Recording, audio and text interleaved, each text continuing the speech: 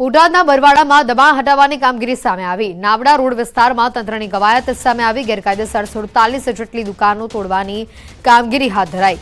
મામલતદાર અને પોલીસ કાફલો ઘટના સ્થળે પહોંચ્યો। 2 જેસીબી મારફતે દબાણ હટાવવાની કામગીરીને હાથ ધરવામાં આવી।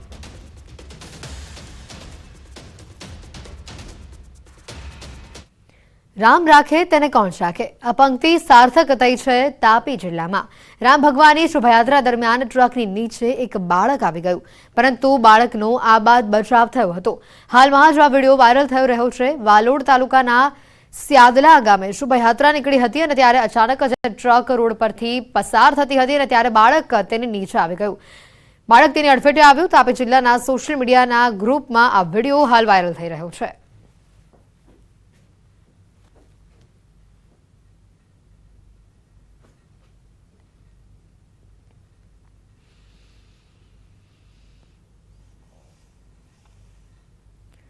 બારડોલી તાલુકાના ઇસરોલી ગામમાં વહેલી સવારે એક સાથે 5 ઘરના તાળા તૂટ્યા। ડ્રીમ હોમ્સ રેસિડેન્સીમાં 4 થી 5 ચોર ઘૂસી આવ્યા અને તરખાટ મચાવ્યો। ચોરોએ એક સાથે 5 ઘરોમાં ચોરીનો પ્રયાસ કર્યો, જેમાંથી એક ઘરમાંથી સોના ચાંદીના દાગીના અને 20,000ની રોકડની ચોરી કરવામાં આવી। આ અરસામાં સ્થાનિકો જાગી જતા બુકાનીધારીઓને પકડવાનો પ્રયાસ કર્યો, જોકે ચોર 2 લોકોને ઈજા પહોંચાડી ત્યાંથી ભાગી ગયા। સોસાયટીમાં લગાવવામાં આવેલા સીસીટીવીમાં 5 જેટલા બુકાનીધારી કેદ થયા છે। સ્થાનિકોએ આ મામલે પોલીસને જાણ કરતા સમગ્ર મામલે તપાસ હાથ ધરવામાં આવી છે।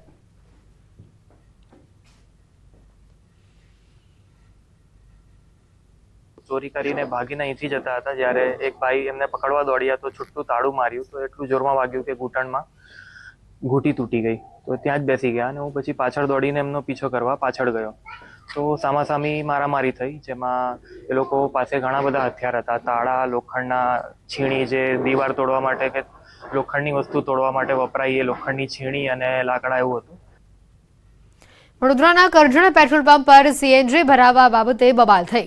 કાર ચાલક અને ફિલર વચ્ચે બોલાચાલી થતા મામલો બચકાયો હતો। બબાલને લઈને પેટ્રોલ પંપ પર મારામારીના દ્રશ્યો સામે આવ્યા હતા। સમગ્ર ઘટના સીસીટીવીમાં કેદ થઈ હતી। કાર ચાલકના પુત્રએ પંપ સળગાવી દેવાની ધમકી આપી હોવાનો પણ આક્ષેપ કરાયો છે। સમગ્ર મામલે પોલીસ સ્ટેશનમાં ફરિયાદ નોંધાઈ છે।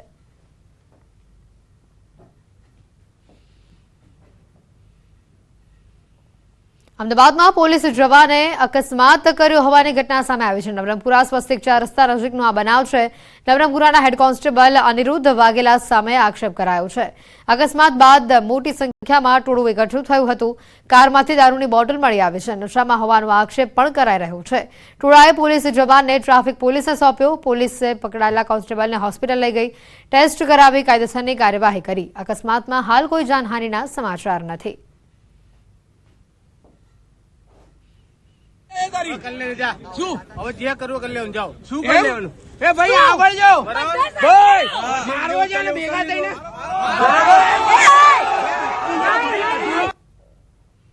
રાજકોટમાં પત્નીની આત્મહત્યા બાદ પતિએ પણ ફાંસો ખાઈ આત્મહત્યા કરી છે। આત્મહત્યા પહેલા યુવકે બનાવેલો વિડીયો સામે આવ્યો છે। પત્નીએ સાસરિયાના ત્રાસથી આત્મહત્યા કરી હતી। ત્યારબાદ મૃતક મહિલાના પરિજનોએ 10 લાખ રૂપિયાની માંગ કરી હોવાનો પણ મૃતકે આક્ષેપ કર્યો છે। આ ઉપરાંત મૃતકે પતિ પત્ની બંનેના અસ્થિ એક કુંડમાં પધરાવવાની ઈચ્છા પણ વિડીયોમાં વ્યક્ત કરી છે।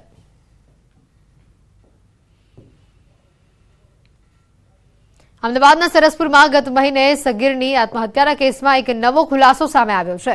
અજાણ્યા આરોપીઓએ સોશિયલ મીડિયા ઉપર સગીરનો ન્યૂડ વિડીયો વાયરલ કરવાની ધમકી આપી 25,000 રૂપિયા પડાવ્યાનું સામે આવ્યું। ફોન પર સગીરને વારંવાર ધાક ધમકી આપી આરોપીઓ રૂપિયા પડાવતા હતા, જેને લઈને સગીરે 25 થી 30,000 ચૂકવ્યા હતા।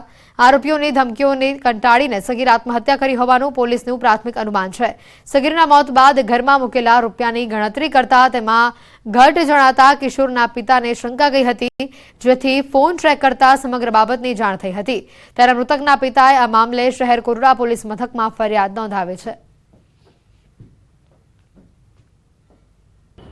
जो 2 मोबाइल नंबर से धमकियां आ रही थी, उन 2 मोबाइल नंबर को हमने ट्रेसिंग में डाला और उनका लोकेशन हमें एक जगह का आ रहा है। गुजरात के अंदर का नहीं है, ये बाहर का है।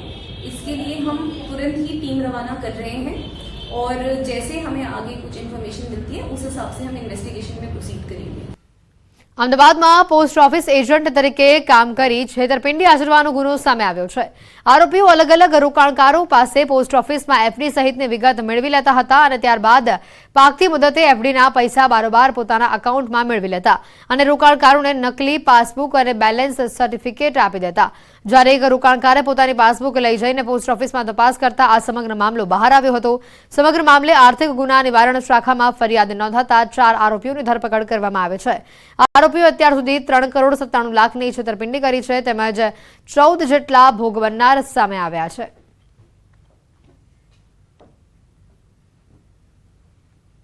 જે મને પાસબુક ખોટી આપી છે અને બીજા વિડ્રોલ કરેલા છે, ટ્રાન્સફર ટચ કરેલા છે. ટોટલ 27,75,000ની મારે ફ્રોડ થયેલ છે. મને 2-2.5 વર્ષ પછી ખબર પડી. મને પોસ્ટ ઓફિસમાંથી એક ભાઈએ કીધું કે તમે ચેક કરાવો, આ માણસ ફ્રોડ છે. ચેક કરી તો મેં આ બધું મારો પૈસા બધા કાઢેલ છે જ્યોતિબેનની ને મારી ડુપ્લિકેટ સહી કરીને.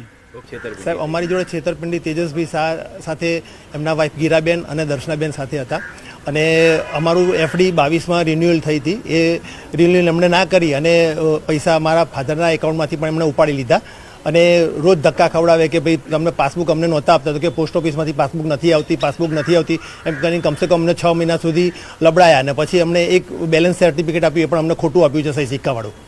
ટોટલ આપણી સમક્ષ 13 અને આપણા જે અરજદાર છે તે એટલે કુલ 14 ભોગ બનનાર સામે આવેલ છે અને કુલ જે છેતરપિંડી છે તે 3,97 લાખની છેતરપિંડી હાલ તપાસના તબક્કે જાણવા મળેલ છે.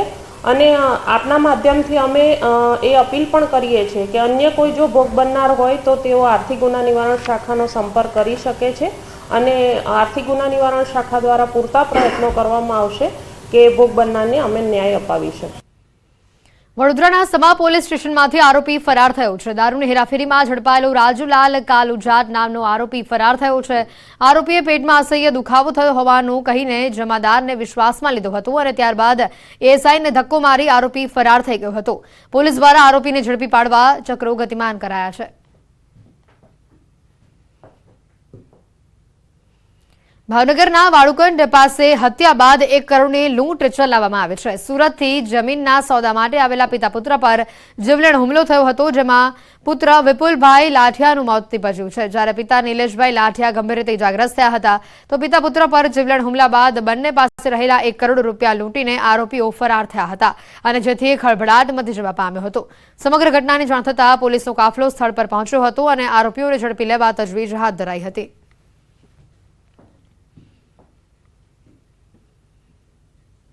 બાબતે બંને પક્ષ વચ્ચે બોલાચાલી થાય છે અને મારામારી થાય છે, જેમાં એક ફરિયાદી પક્ષના પુત્રનું મોત નિપજવામાં આવેલા છે અને હાલમાં આ અનુસંધાને ફરિયાદ લેવાનું ચાલુ છે અને ટીમો બનાવી આરોપીને પકડવાની કાર્યવાહી ચાલુમાં છે. માંડવીના કરંજ ગામમાં પાણીની લાઇનમાં ભંગાણ થતાં મોટા પ્રમાણમાં પાણીનો વેડફાટ થઈ રહ્યો છે. ગામમાં છેલ્લા ઘણા સમયથી જીઈબી કેબલ નાખવાનું કામ કરી રહી છે અને જેમાં ખાડાના ખોદકામ દરમિયાન ઠેર ઠેર પાણીની લાઇનમાં ભંગાણ થઈ રહ્યું છે. હાલ ગામમાં પાણીની પાઇપલાઇનમાં ભંગાણ થતાં આજુબાજુના ખાડામાં પાણી ભરાઈ રહ્યા છે અને જેના કારણે તળાવ જેવી સ્થિતિનું નિર્માણ થયું છે. અહીંયા બાજુમાં જ શાળાઓ આવેલી છે, જેથી બાળકોને ભારે અગવડતા પણ પડી રહી છે.